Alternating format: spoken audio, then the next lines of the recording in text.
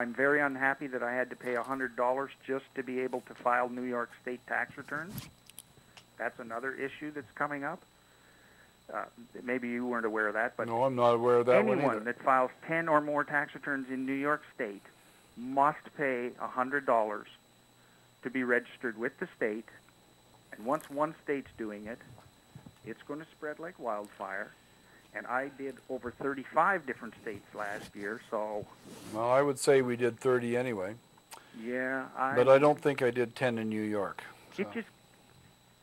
You either did 10 last year, or you do 10 this year, and if you don't register and do more than 10, it's a $100 per return fine. Oh, now, all of this just gets passed on to the client anyway, but it's just not fair for them. And that's for enrolled agents, and it doesn't matter how qualified you are. If you're not a New York CPA. Okay. So I wonder if it applies to somebody from out of the country. Oh, absolutely. Make a note, Mitchell. We have to get hold of New York State authorities. But don't visit New York City. Isn't that amazing? That's another thing that I had not heard of, didn't spot. Mitchell, write it down on a piece of paper there so we can follow. Well, it's his record, so we need one for ourselves. Register with New York Department of Finance. Yep. Well, that's the way the cookie crumbles, isn't it? That's under the heading of there's so much to keep up with, it's unbelievable. Yep. Anyway, I will let you go. Well, I attended Gregory Thompson, the IRS liaison agent in Washington, put on a very good seminar that I was invited to a while ago. And you'll appreciate it was fun because I show up and I literally am the only one that knows anything. And I couldn't believe it. There's like 100 guys, CPAs, enrolled agents, and just tax people. And I am embarrassed to say that really nobody else seemed to know anything about cross-border issues. And it's a seminar in Bellingham, which is 30 miles from the Canadian border. Now, it's not that there isn't anybody down there that does. Leitz knows lots about cross-border issues. And there's another lady in Blaine, but she wasn't there.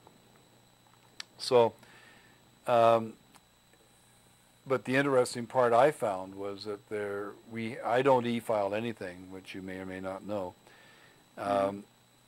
But my understanding is that for doing more than 50 U.S. federal filings in 2011, we have to e-file. Oh, yeah. And yeah, Greg, that's a new rule now. Now, many states already have that rule, and it's not 50, it's 10. Usually the number's like 10. Okay.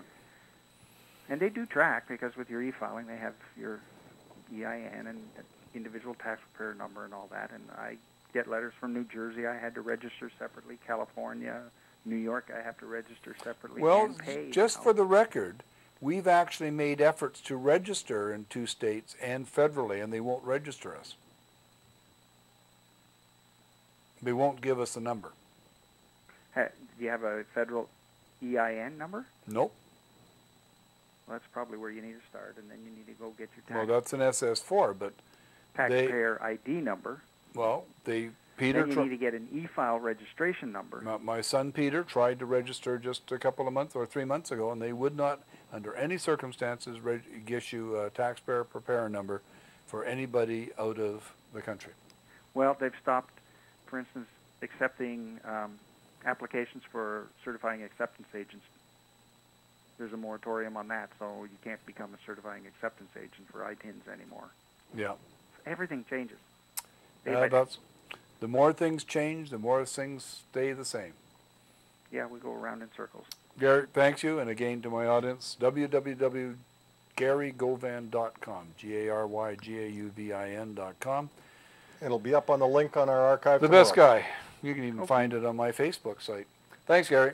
Okay, thanks for having me. Talk to you a couple weeks from now, and we'll do another one of these. So think about something that you want to bring up. Okay. All right. Bye-bye. Peace. Bye-bye. Well, Richard, what do you think? Was that a good program? That was excellent. Mitch, you know.